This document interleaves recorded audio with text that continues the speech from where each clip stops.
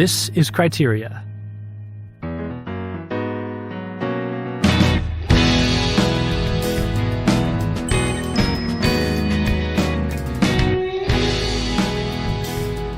Hello, everyone. Welcome back to Criteria, the Catholic Film Podcast. I'm James Majewski, here with my co-host, Thomas Miras. How's it going, Thomas? Hey, good, James. And today we're talking about two movies, a couple of Hollywood classics. We've got The Bad and the Beautiful, not to be confused with The Good, the Bad, and the Ugly.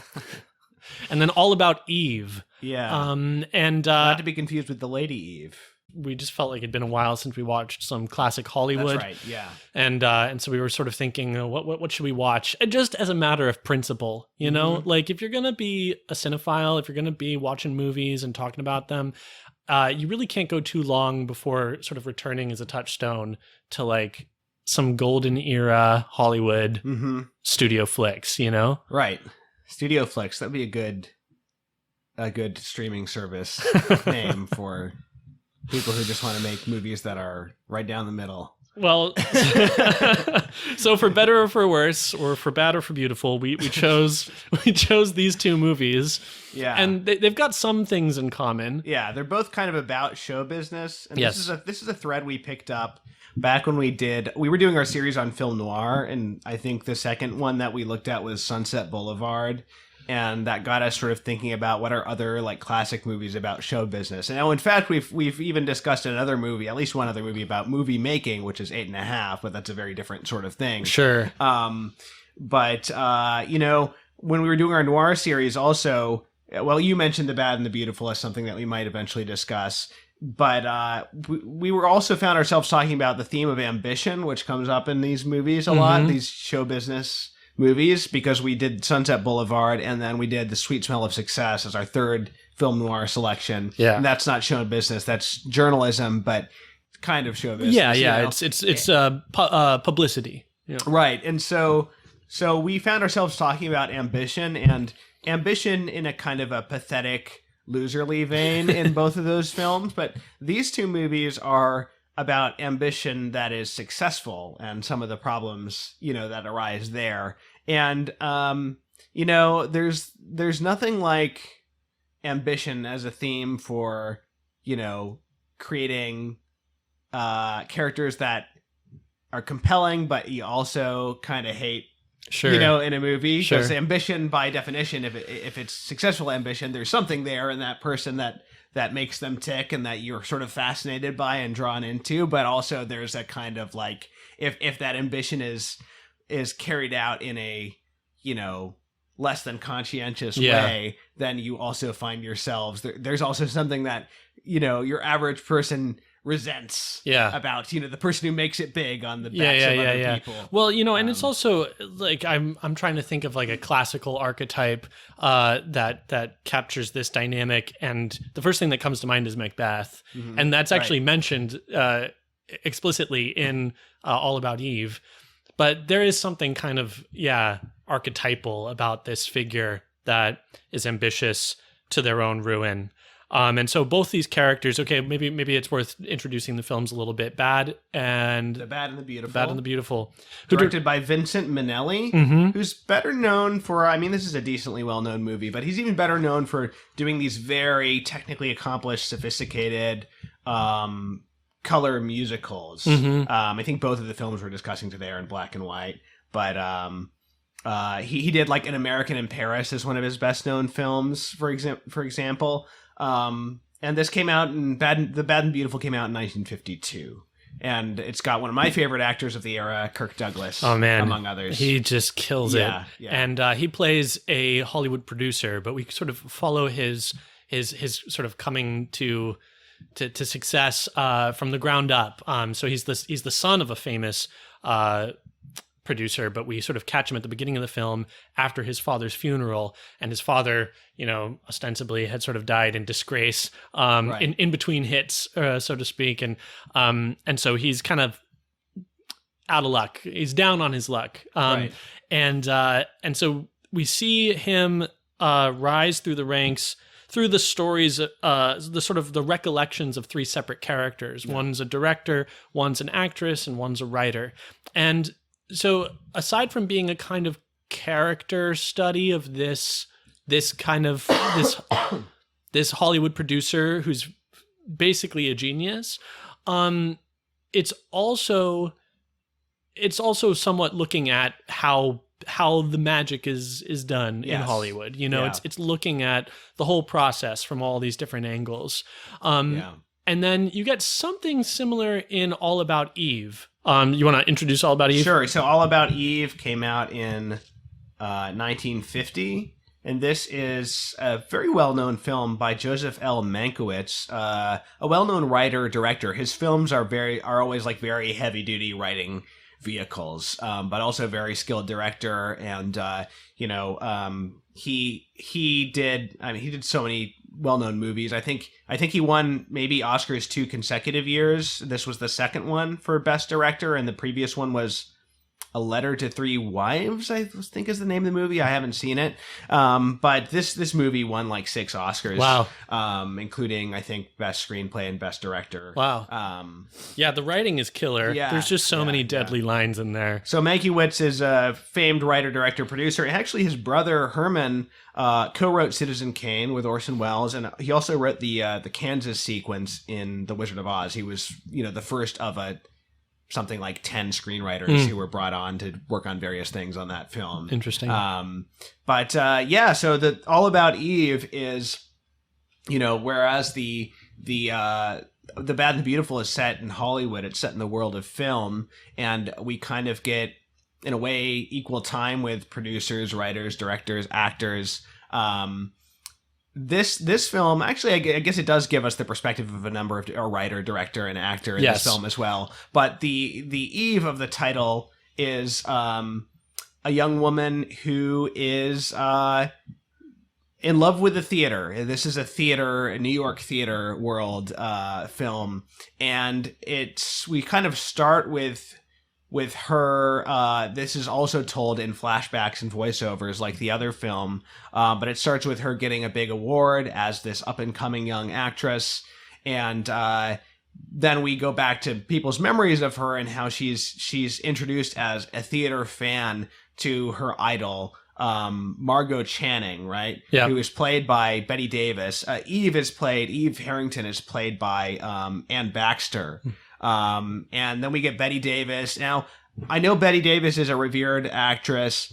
I haven't really seen her in much, but she just crushes it. Yeah, she's great. She crushes it she's in this great. movie. The other great actor in this is George Sanders, who plays a critic. What's his name? Addison DeWitt or something. Yeah. Kind of a little bit of a callback to the name of the movie about the publicists. The Sweet Smell of Success. Right. Yeah. Kind of a little bit of a callback to the Sweet Smell of Success because to the Burt Lancaster character. Yes, exactly. And he's just like such a slimy Machiavellian. He's a critic who wields a lot of power. And he kind of exists in the shadows of this film because yes, it's all about Eve, but it's kind of all about. He's really the only one who knows all about Eve. And he's the one who delivers that line early on in the film. Right. But the Bette Davis character plays this kind of she's just turned 40, I think. This theater star. Who's brilliant. And Eve, starts the movie as sort of this young girl who idolizes her. But she basically the film, as the film progresses, Eve, rises into the spotlight and sort of at the expense of some of the people around her, the people who are helping her, and very much at the expense of Margot, who is, this wonderfully gifted woman, but has this insecurity about the fact that she's turning 40. Yeah, this is the seagull, basically. Okay. So there's like another theatrical type is the aging actress, who's unseated by the young debutante. Yeah. We started talking. She wanted to know about Hollywood. She seemed so interested. She's a girl of so many interests. It's a pretty rare quality these days. A girl of so many rare qualities. So she seems. So you've pointed out so often. So many qualities so often. Her loyalty, efficiency, devotion, warmth, and affection, and so young. So young and so fair. I can't believe you're making this up. It sounds like something out of an old Clyde Fitch play. Clyde Fitch, though you may not think so, was well before my time. I've always denied the legend you were in Our American Cousin the night Lincoln was shot. I don't think that's funny. Of course it's funny. This is all too laughable to be anything else. You know what I feel about this age obsession of yours, and now this ridiculous attempt to whip yourself up into a jealous froth because I spent 10 minutes with a stage-struck kid. 20. 30 minutes, 40 minutes, what of it? Stage-struck kid. She's a young lady of qualities. And I'll have you know I'm fed up with both the young lady and her qualities. Studying me as if I were a play or a blueprint, how I walk, talk, think, act, sleep. Now, how can you take offense at a kid trying in every way to be as much like her ideal as possible? Stop calling her a kid. As it happens, there are particular aspects of my life to which I would like to maintain sole and exclusive rights and privileges. For instance, what? For instance, you. So both films are kind of reflecting on the industry, you know, and I think for Hollywood in particular, this is a favorite theme, because I think Hollywood has always been somewhat, you know, solipsistic and sort of self-involved, and so any opportunity to sort of reflect on yourself and how sort of idiosyncratic and funny and difficult and challenging and beautiful you are, you know, this is something that a lot of movies have done. I don't know how successful All About Eve is in considering the world of theater. Okay. But it does, I think, do a good job of contemplating this character. Yeah. You know, so I would say that probably Bad and the Beautiful is a more incisive introspection. Uh-huh. And All About Eve is a directed critique at a kind of ambition, but like more specifically a kind of character, and it's like a female character. And you know, I don't I'm just mentioning that. I don't know how I feel about that. Like I don't know that I'm thinking out loud here. And so I think that there's something about the woman who seduces, who manipulates, who will do anything to get ahead, and who's playing up her femininity and her innocence and her naivete at the beginning of the film, like anything, and then you see the more kind of like the killer, as Addison DeWitt puts it, you know, come out over time. Yeah, but I just wonder if it's not a little disingenuous, because Hollywood and probably theater too has always been very happy to enable that, you know?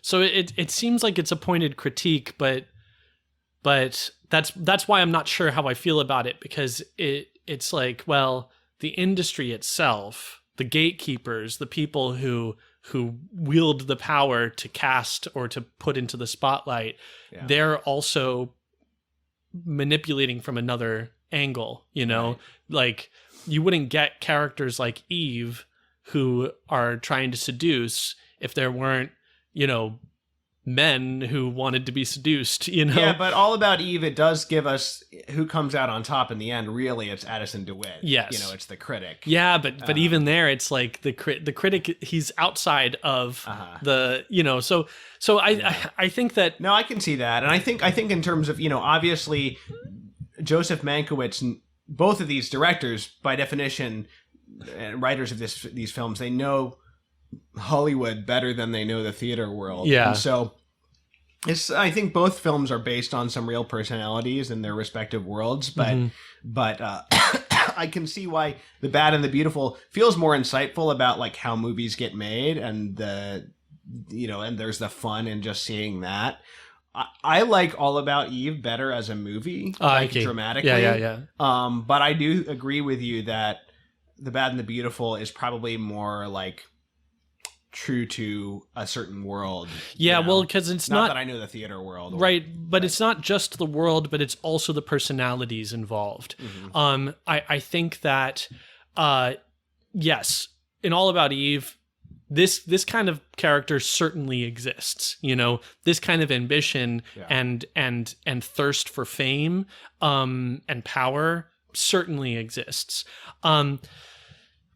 But what is so interesting to me about Bad and the Beautiful is that it renders, I think, a much more nuanced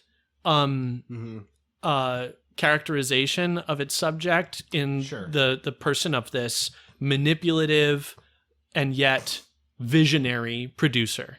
Right. And so they're both despicable, you know, they're both reprehensible characters.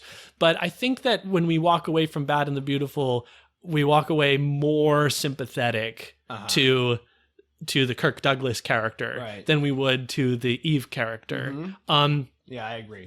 I think we also learned something more about the operations of genius and how those how that's responded to by others. Yeah. You know? Well, All About Eve has like a set of good guys and a set of bad guys. Yeah. Basically. Now the good guys are not perfect. Yeah. And, you know, one of the group of the good guys at the end, your respect for him is diminished considerably. Namely the playwright character. Yes. But in the end, the worlds in that movie are separated. The worlds that are joined at the beginning of that movie, All About Eve, at the end they're separate. And they're going their separate ways. And she's going to ambition and manipulating and being manipulated. And they're going to their little circle of having their little circle of friends and a happy marriage and all of this stuff.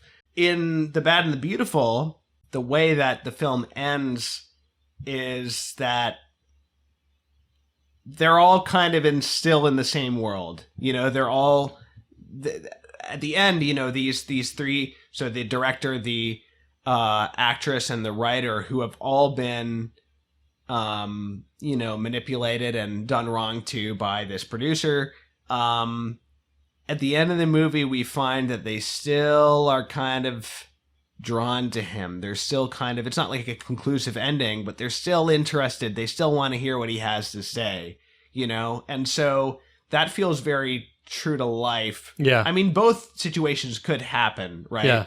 But it feels very like, oh, they're in this world and they are just going to find a way to live with and work with him or people like him, you know? Yeah. Like, so I think that, as you say, like the whole system of it is more kind of like of a piece in The Bad and the Beautiful. Yeah. You know? Yeah, well, maybe we can just talk about Bad and the Beautiful for a little while sure. and then talk about All About Eve, and then we'll wrap things up. But Bad and the Beautiful, when I first saw it, I was in art school, and it made a really big impression on me at the time, because what I saw depicted was primarily artistic genius and its operations. And the thing about art as a virtue is that its end is nothing other than the work to be made. So the artist subordinates everything to that end. And that's the proper operation of art. Right now, the thing is that art is not the highest virtue. Right. so there's like an idolatry of art, you know, that can happen. I don't know how the artist sort of gets out of that without revelation. You know, hot take, but maybe there's a way. But I think that it's probably very easy without revelation for the artist to basically receive this gift as a divine mandate of sorts and just subordinate everything to that end. Yeah. Now, the thing that's so cool about this character, and I forget the character's name. Do you remember? I don't really remember. It's just Kirk Douglas. The thing that's so cool about his character is that, as I see it, he's right about everything. I mean, or everyone. Every judgment he makes artistically is correct. You know, not just artistically, but about how these people need to be handled in Right. order to get what he Right. needs artistically out of them. Exactly. So he makes accurate judgments about people. He makes accurate judgments about how to handle people. Yeah. And he's even willing to accurately judge his own film at the end. When he finally gets a chance to direct, and he looks at it, and it's I think that's an important moment in like respecting the character, even as much as we've seen of his behavior throughout the film. It's like, okay, this he's for real as an artist. Yes, yes. And then another reason we know he's for real as an artist is that we have the sort of validation of each of these perspectives that's given to us from the director, the actress, and the writer. Right. Each of them, he not only helps sort of in a really hands-on way, working with them and workshopping things and directing or rewriting, but he also kind of ennobles and causes them to grow. He really cultivates their talent, and so it's more than him just being like a talent scout and capitalizing on other people's abilities. Right. He recognizes a possibility and then knows how to draw it out. Right. And he's a good editor. He's a good sort of person to bounce ideas off of back and forth.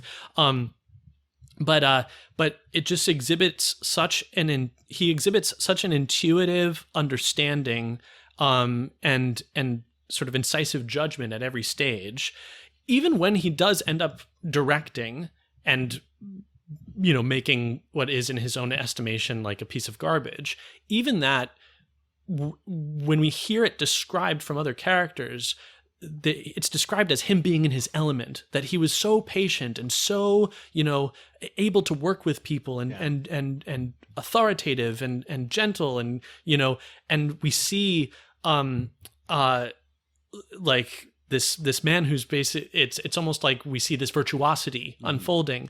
Now, I don't know what to make of the film end up and in his judging it to be not worth releasing. Maybe you can toss that up to, that's a very real thing that happens with artists, is like you work hard on something and it just doesn't turn out the way that you expected or hoped. But yeah, there's something more to him than just being a manipulator. And this is something we've talked about before. We talked about it actually on the Thin Red Line episode, where I kind of went to bat a little bit for the Colonel character. Yeah, Is he Lieutenant Colonel, I think. Yeah. And he's given a pretty unsympathetic rendering at points, but I think that ultimately you can sympathize with him because of his, being the kind of guy that sort of a situation necessitates, which is, someone who's going to know how to get a battalion of guys to like rush to their almost certain death to capture a vital objective. Right. I don't pretend to know like the right way of going about that. Yeah. But similarly here, we have someone who is working with other adults, take the director, for instance, who want to see things made, well, who have aspirations. And he knows how to manipulate them. And to the extent that others benefit from that, it's a very welcome and exciting, adventuresome enterprise. Uh-huh. But then to the extent that they feel, used or cast aside or wronged, it becomes very painful. Do you want to give any examples of like how he treats these people, as we've been talking very generally about yes. this story? So with the director, this is someone that he kind of works with very closely from square one, basically, and they sort of rise together. But then ultimately, he sort of catapults ahead by getting $1 million deal, producing a film with one of the best directors. Right. But this is a screenplay that he's worked on with this director friend, and he's kind of pushed to the side. He'll sort of work as an assistant to the director or something like that, but won't be able to direct the screenplay himself. Now, he says, look, you're not ready for this. And I personally don't think the film gives you any reason not to think that that's, or let's put it this way, I don't think the film gives you any reason to think that that's anything but an accurate assessment. Mm-hmm. Now, has he handled that situation the best? Probably not. Mm-hmm. He's alienated his friend. You know, maybe he could have found a way to do that more tactfully. But when we see him in other situations, we see that this is a man who's efficient. You know, he's curt, he's direct, and so, you know, it's a little bit outside of his wheelhouse to be more allowing of people's, you know, delicate feelings or whatever, when it's not specifically with reference to what he's trying to get done. And I find that very sympathetic, just as an artist, you know, because it's like you can only hold so many things in your mind at once, and you can only sort of hold as a value so many things at once. It's hard to negotiate a multiplicity of values. So if you know, hurting somebody's feelings is too high up the rung of or like not hurting someone's feelings is too high up on the rung of priorities, then the work can really suffer. Mm-hmm. So it is a difficult needle to thread for anybody. But for a character like this, who's so visionary and who's so gung-ho and who's so driven, you could see how this would be a fatal weakness. Mm. Now, there are other instances where the manipulation is a lot more obviously, well, maybe not obviously, well, yes, let's say obviously, malignant, mm-hmm. Malicious, you know, so with the actress character, he gets romantically involved with her. Now, okay. Again, I don't know that it's a strictly sort of like one-way kind of callous, you know, manipulation of her. Like, I'm going to trick her into a romantic relationship to get what I want. Mm-hmm. It strikes me as being kind of two birds with one stone. This is someone that I could see myself in a relationship with, and this is someone that I think, you know, if we were in a relationship, we could do really wonderful things together. Right. That's actually echoed in All About Eve.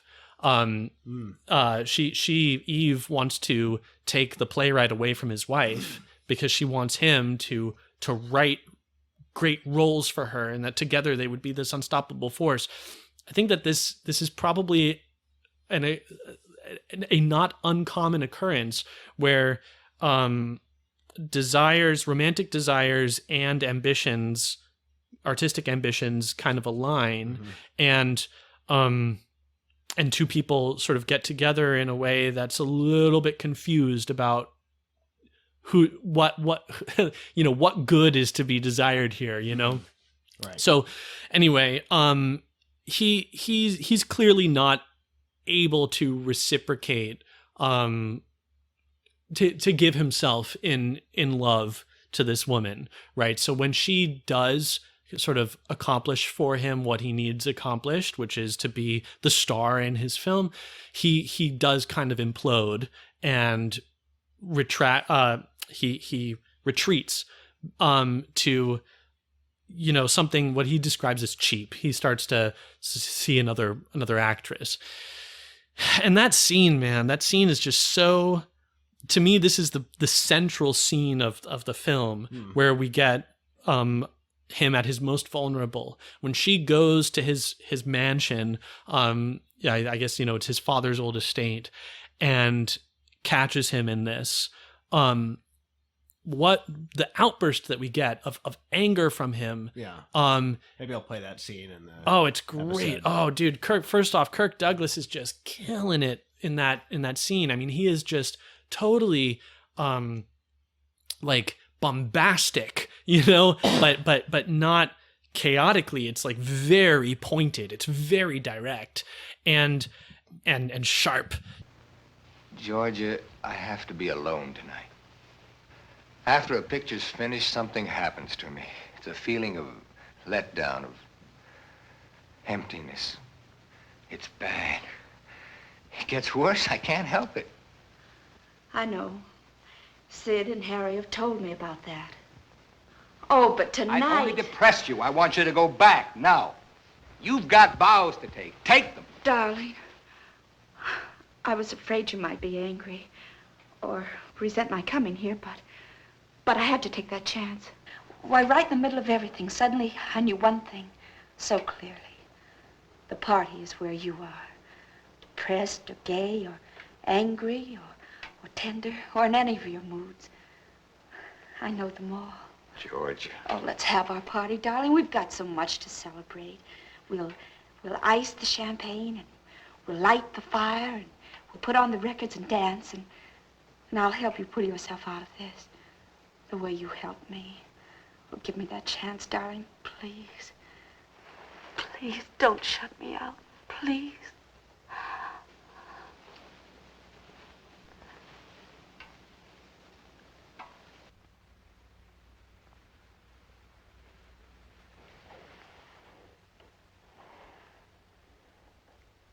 Thought you said you were going to get rid of her quick. Now you go back to your party. The picture's finished, Georgia. Your business. I'm company. Shut up. Shut up and get back upstairs.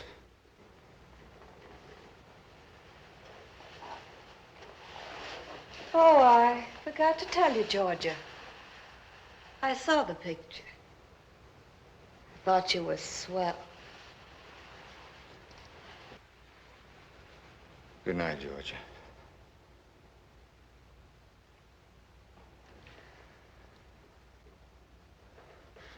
Stop looking like that. Remember, I didn't ask you here. You couldn't stay where you belong, could you? You couldn't enjoy what I made possible for you, no. You'd rather have this. Well, congratulations. You've got it. All laid out for you so you can wallow in pity for yourself. The betrayed woman. The wounded doe with all the dribble that goes with it going through your mind right now. Oh, he doesn't love me at all. He was lying. All those lovely moments, those tender words. He's lying. He's cheap and cruel. That low woman, Lila. Well, maybe I like Lilas. Maybe I like to be cheap once in a while. Maybe everybody does. Or don't you remember? Get that look off your face. Who gave you the right to dig into me and turn me inside out and decide what I'm like? How do you know how I feel about you, how deep it goes? Maybe I don't want anybody to own me, you or anybody. Get out! Get out! Get out!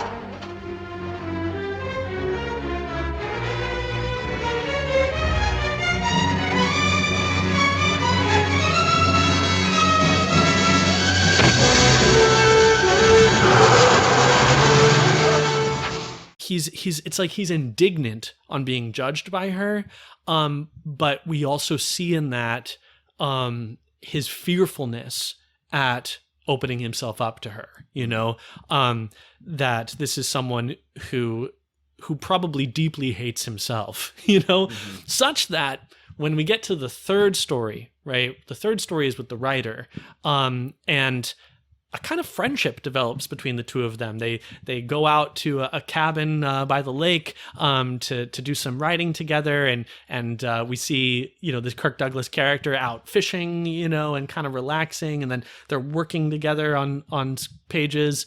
Right. This guy's wife, is constantly distracting him, let's say, from his duties as a writer. She's also the one, if I remember correctly, that he doesn't want to go to Hollywood, but is it she who convinces him to go out because she wants to visit Hollywood? So he goes out there, but then the problem is that she's still constantly distracting him from his work. So the director is able to use that to bring him to Hollywood, but then he has to get them separated. So that's why he brings him out to the cabin. Yeah. And So she's kind of a superficial, shallow, wannabe socialite, and so it's through this sort of artistic retreat that the two men develop what seems to be a real friendship, right? the reason I brought this up was that I don't wonder if he doesn't purposefully sabotage that as well. Because he sort of makes a mistake. He lets slip that he knew about a possible affair between the man's, at this point, ex-wife. I think there is a legitimate interpretation there that he sabotages himself by letting slip. And for those who are listening, I'm using air quotes around letting slip this information. Because in that scene, he kind of comes out very deliberately from off camera, to face what he's just said. Yeah. One just gets the sense that he pushes people away, and that this might have something to do with more to do with a sort of self-tortured, inability to be intimate and vulnerable with others, and less to do with just strict ambition. You think about the fact that, like, what if he had just talked to the guy and said, hey, well, I guess he did this, but, like, why did he have to manipulate this whole thing with the guy's wife and setting her up with somebody else so that she wouldn't come and distract him from his work? Like, it could have been a more straight, like, a more forthright conversation, or, hey, man, we really need to take this time, and you know what I mean? Yeah. Like, you wonder why. Sure. Why it had to be done in such a manipulative manner. The sense that I get is that this is a man who wants to work with sure bets. And so he knows that he needs this guy. He knows what he's capable of, and he knows this is a way that he can get it done.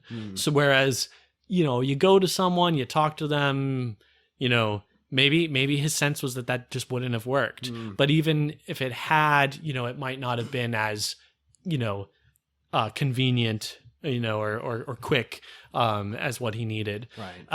And also this is him at the height of his fame. So it's at a point where your hubris gets, sort of significant enough that you're willing to take more daring risks with the kinds of manipulations, and so this is like one of his last big, one of the last big relationships that he alienates before he takes on everything himself, directs his own movie, right, and then drives his production company into the ground, basically. And what's interesting is the opening shot of the film is the crest. It's like the family logo, right? Coat of arms or whatever. And there's a Latin motto that it's French, I think. Oh, is it? It's something our right. I think it's not nothing. Let me see if I wrote it down. It's mon droit. Not without right. Not without right. Yeah. Not without right. Yeah, that's right. Yeah. Yeah. And so there's I don't know if there's something to that, yeah, but what does that mean? I think it the way I read it is that this is a man who is a genuine genius, and that there's a sense in which his judgments about things, his perception of things is not without right, that this is a gift that I have, and so I'm exercising this sort of right to judge, and that this is the kind of personality that Hollywood simultaneously needs and despises, because at the funeral, at the very beginning of the film, we get this kind of commentary about the man that's being buried, his father, and as the priest is kind of eulogizing him as this great man who built up the industry, we have, people mumbling that he was also a butcher, and I think that for us, this is still obviously the case. Harvey Weinstein produced some great movies. Lord of the Rings is a Weinstein company film, a series of films. So, like I don't know anything about Harvey Weinstein, but it seems to me that he's not alone in this kind of category, you know? Yeah, well, after seeing this movie, I found out that the character is based on a number of people, but in part David O. Selznick, who was this great Hollywood producer, a producer of the kind who is sort of like a super director, you know? Yeah. And he's best known for having produced Gone with the Wind. That was really his baby, you know, and he hired various directors to work on it, but that was really his project, and he had the vision to get it done and to hire the right people. And I've been reading a collection of his memos, and I just finished reading the section on Gone with the Wind, and, you know, not knowing some of the personal vices of his that I learned about when doing research after watching this movie, just from reading his memos, you just come across thinking, wow, this is like what ambition should be. In that, like, it's not just ambition to be famous for being famous sake. It's ambition to make your name by doing something genuinely great and having a true instinct for what will be something great. Right. And in the case of, you know, the best of these Hollywood producers, not having both a sound commercial instinct, but not a short-sighted one, you know, and a sound artistic instinct, which is like a rare thing, you know, and you can't help but respect that. Yeah. You know, when you're seeing his thought process and reading these memos. Yeah. And these kinds of individuals, they need to be able to manipulate people. Now that term is typically negatively connoted, you know, but it really, you need to be able to handle people. You need to be able to know how to get the best out of them, instrumentalize them to some degree, you know, but you don't want to lose sight of their human dignity. And so that's the shadow of this kind of a personality and this kind of a gift. Right. Now, on the other hand, we have All About Eve. Well, we should say that, sorry, just one more thing about that movie. You know, the frame of the movie is that these three people he's worked with and kind of screwed over have been asked to work with him again. And they're going, very much intending not to. But by the end of the movie, you're not quite sure that they're going to walk away and say no. Basically. So at the end, that's what I was saying before, is you get this kind of ambivalence where they just can't help it. He's a genius, and what's he gonna say? Yeah, they can't help but hang on his words and see, like, maybe he can convince me. You know? Right, and that's why ultimately I think that this is a more honest film, a more honest self-reflection coming out of Hollywood, because it acknowledges, you know, that we're still all somehow like captive to this, and we want this, we need this. You know. Now, of course, he's a producer. An actor can be thrown away. A relationship with an actor can be thrown away more readily than a relationship with a big producer. So maybe it's a little less costly for Eve's friends to say enough of her, you know, especially since they've been the ones in the position of benefiting her more than vice versa. Well, so we've got All About Eve, which is also about a genius. Yeah. I mean, she's manipulative, dishonest, unscrupulous. Yeah. But she's also a very good actress.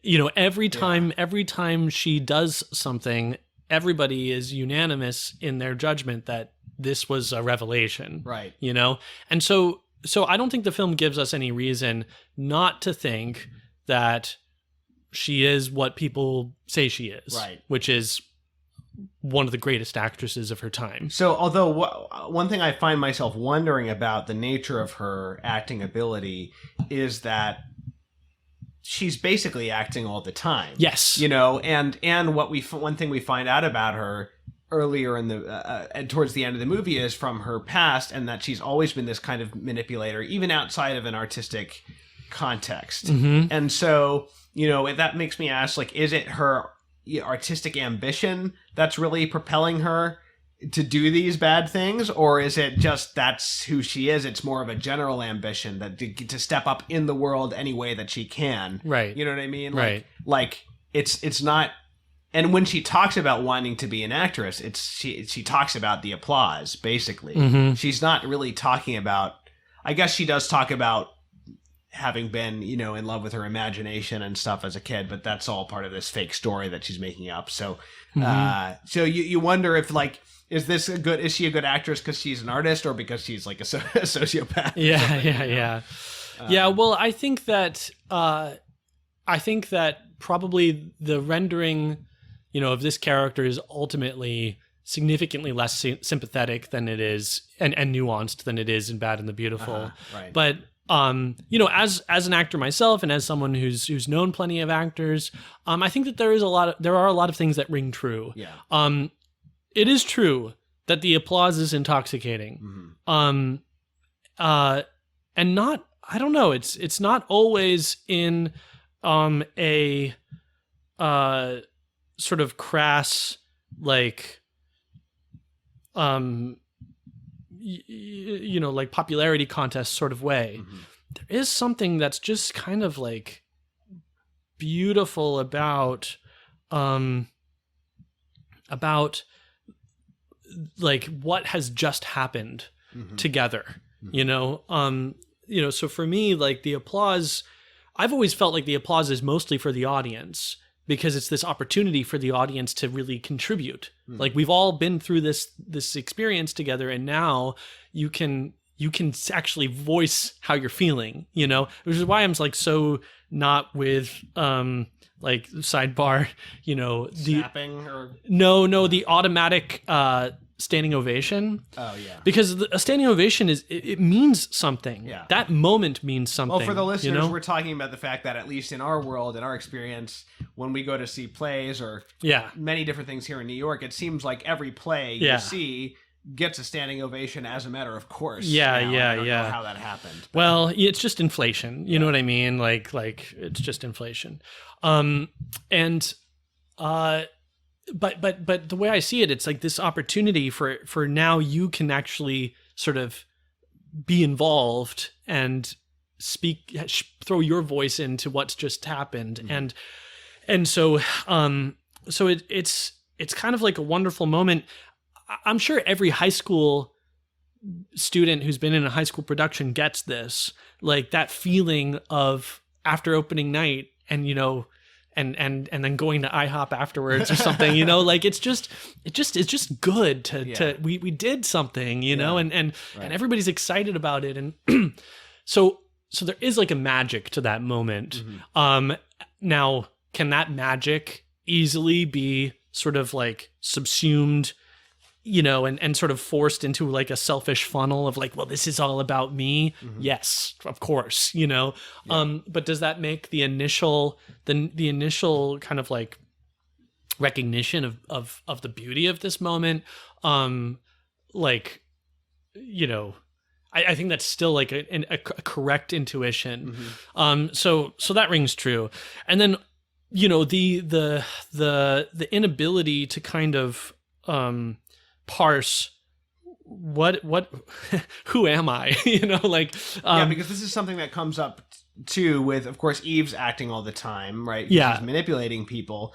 And then Margot, the older actress Margot, there's a couple of things that are talked about with her. One is that her personality on stage leaks off into her real behavior in sometimes annoying ways. We see it happen. Temperamental and all of that. But also that she is insecure about being seen for who she really is, in that she wants to be seen for who she really is. So she's in this relationship with this man. He's a director, and she's 40, he's 32. And she's very insecure about the age gap, more in relationship with him than she is in terms of her career, just being an older actress. And she says that he thinks that what does she say? He's not in love with me. He's in love with Margot Channing, meaning, the stage persona. Yes. And so she's very concerned about that. Is he in love with the icon, right. Of the stage, or? Yeah. It goes both ways. And that's even true just on a personal level. When you've invested so much time and effort into creating fictional worlds and characters, it's become so easy to kind of neglect the reality, which is like yourself and your own sort of development of your character and the person that God has made That's you one to be. of the very strange things about the whole profession of acting, which, Yes. many people have been suspicious of Yeah. for various reasons, and perhaps that's one of them. For sure. But there's some, this film I only got a chance to watch once, and I wish that I could have watched it a second time before we had to record this episode. But there's some great lines in there about the theater sort of flaring up and being gone.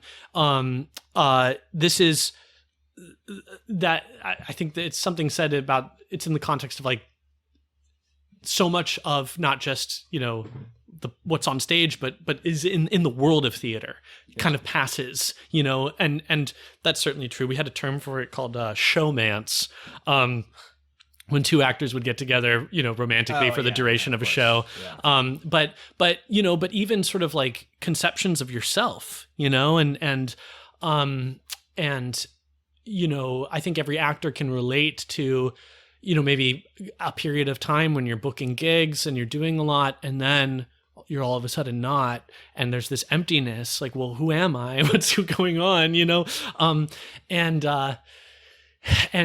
And then also like the sort of blurred, like the blur that happens when you work really intensely on a project, really intensely with a group of people, and it's difficult to suss out where do my feelings begin and end, about, certain, whatever. If it's like, you're working on Hamlet and you're thinking about suicide and death and vengeance. So I think that, to the extent that this film sort of reflects on that dynamic, whether it's in the character of Eve or in Margot, that rings true as well. And actually, by the end of the film, we see a sort of new Eve show up, and position herself in relationship to Eve in the same way that Eve had positioned herself in relationship to Margot. Yeah. And so you also wonder if Margot wasn't guilty of this herself at a certain point, when she decides to finally marry this director that she's in love with. She has this great line where she says something about, finally wanting to live her own life and not needing to do something else. Yeah. I really wish that I had written down the line. I have one line written down here saying, "I wish someone would tell me about me." I think that's a Margot line. Yeah. But it reminded me of the actress. Oh, gee, I wish I had looked this up, but we talked about her after a movie that we watched. She was a Catholic and she kind of left the industry. Do you remember who I'm talking about? She walked away from the industry because she had these great lines about, like, there's more to life than this. Was it Irene Dunn? I think so. From the Awful Truth? I think so. Okay. Yeah. Wasn't she Catholic? She was. I don't remember the stuff about walking away from the industry. But, yeah, well, she didn't sort of like sell her soul to the industry in the way I think she got married and had children and raised a family, and so I was thinking about that with Margot. And also with my own experiences personally, when I was in my, early 20s, I was hustling a lot more, and trying to get in with a lot of different characters and people and connections, and working a lot and auditioning for lots of projects. And I'm in my 30s now, and my artistic priorities have shifted. There's just like a calmness that wasn't there before. And I think it's in part because I'm married, I have children, I have a family, my artistic ambitions aren't the thing that's keeping me afloat, and for a long time they were. So interesting things going on. And yet I don't know that this film really ever recognizes its sort of, well, the industry, whether it be it theater or film, the entertainment industry's sort of devouring need to consume these women, you know what I mean, and spit them back out. That there is, I think, like a very real sense in which the entertainment industry enables these characters, wants them actually to come out of the woodwork so that we can like be manipulated by you even as we prey upon you. Right. Yes, we get that in the Addison DeWitt character, but I don't think it goes far enough in terms of self-awareness. So but fascinating films both.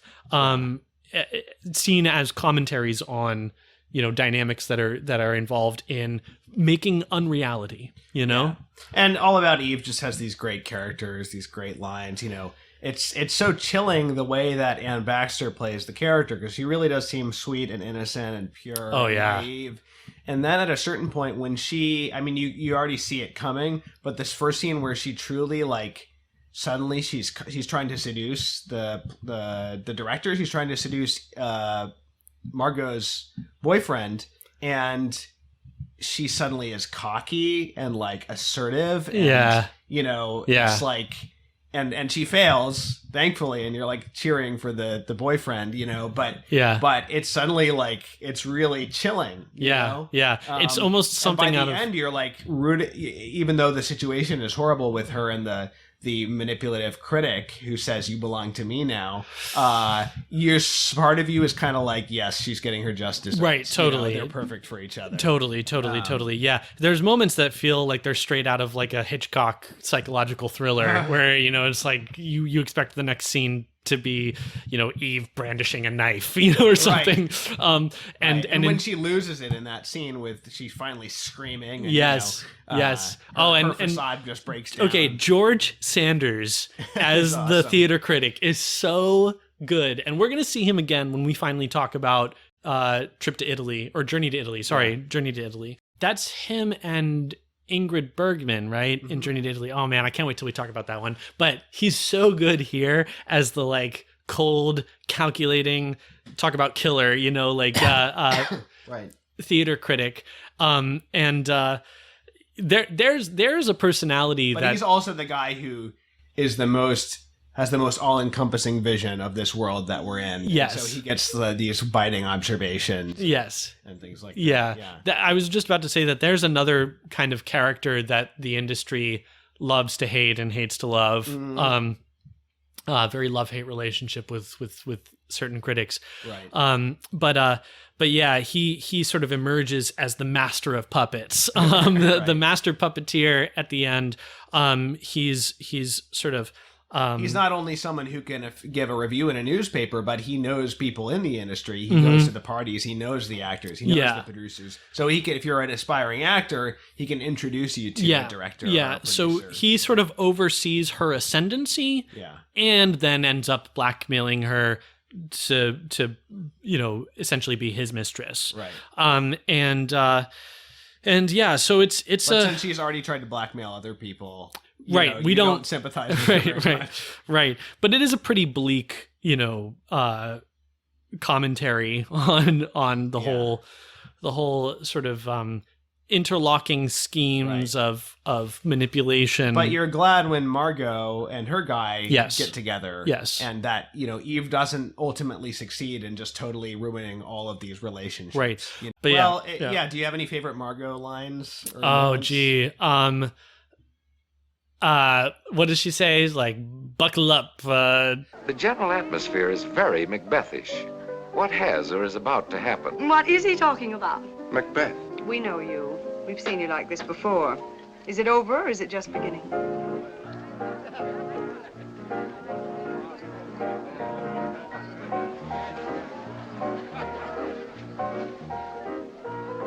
Fasten your seatbelts. It's going to be a bumpy night.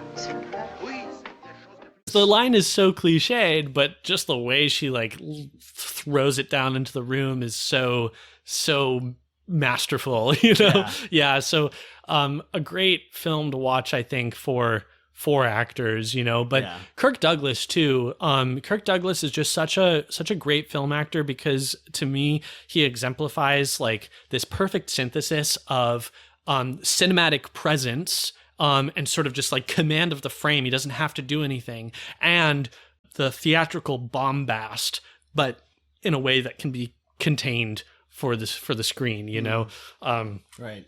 Yeah. So, both great performers. And these are great films to watch, I think, with that in mind, you know? Yeah. So yeah, I don't know if there's anything else to be said. Well, I was going to ask about, the more, because we've been talking about acting and arts and show business and stuff. So, for the person, the viewer who's not in those fields, then you wonder, like, okay, so what's the more general applicability? I think one of the things, excessive ambition is bad, but like in the, from what we've talked about with the bad and the beautiful, it seems like there's like an analysis of being a leader as well. I think that is relevant. Sure. Yeah, it's like totally. what it takes to be a leader and how that can go bad in totally various ways. For sure. For sure. While still being like an expression of those gifts. Yeah. Well, let me ask this. If the bad and the beautiful is more truthful to the world, the specific world that it portrays, is it also more honest about human nature than All About Eve is, or no?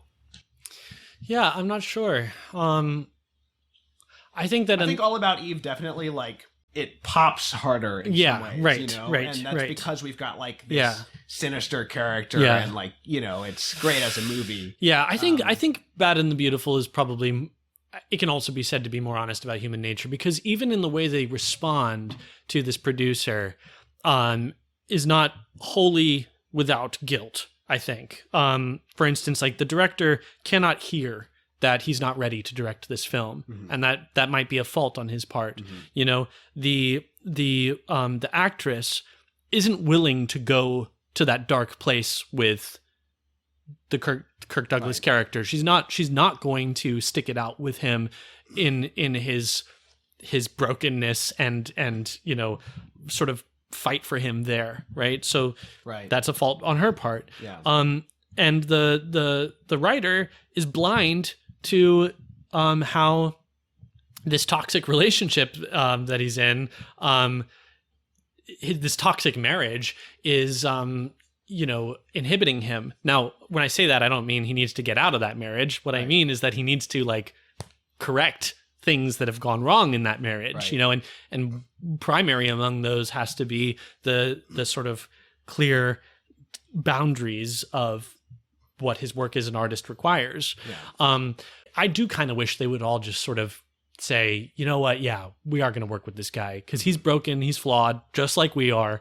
But we can do some good things together, Yeah. Except maybe the writer, because like his wife died, but yeah, that's true. But it wasn't his fault. Right. Yeah. So, yeah, I mean, I guess one thing I like about All About Eve is the way that Margot has these very real flaws and these insecurities, and it's interesting because she has this like paranoia, right, about like a younger woman, upstaging her. Yeah. And that is in fact what ends up happening. Yep. Right? Yep. But like it forces her to face the situation, forces her to face that and to like get over it. Right. Yep. In a way that I like. So I guess that's like a truthful and like nuanced thing that movie does. That's right. Because even by the end, there's still an ambivalence. She's not like happy about having been replaced, right? But she's found peace because she has the love of her life. She has a marriage now, and she has something else to live for. Right. Yeah. Yeah. You get the impression that it's like, it doesn't feel like it's the end of the world. Right. Now, if she is supplanted. Right. And she may no longer be, the prima donna, but she'll go on to play something cool. Yeah. Right. Yeah. Yeah, well, I really want to see more Bette Davis roles. For sure. Yeah, and this I mean, have we talked about any other Kirk Douglas films? I don't believe so. Yeah, so yeah, he's one of my faves, for sure. Yeah. All right, then, well, everybody, thank you for listening. If you want to get more of what Catholic culture is doing, then go to catholicculture.org/newsletter and sign up for one of our email newsletters, and you'll get all of our new podcasts, links, as well as articles that I've been writing some film reviews. I wrote a review of that new Cabrini movie, for instance, and we'll be writing more articles in the future, so you can catch up with what I've been doing there. All right, everybody, thanks, and see you next time. Criteria is a production of CatholicCulture.org. Check out our other podcasts, including Way of the Fathers, an early church history podcast hosted by Jim Papandrea, Catholic Culture audiobooks, bringing to life classic Catholic writings, and the Catholic Culture Podcast, an interview show exploring Catholic arts, culture, and issues. You'll find all of this, as well as Catholic news, commentary, liturgical resources, and much more at CatholicCulture.org.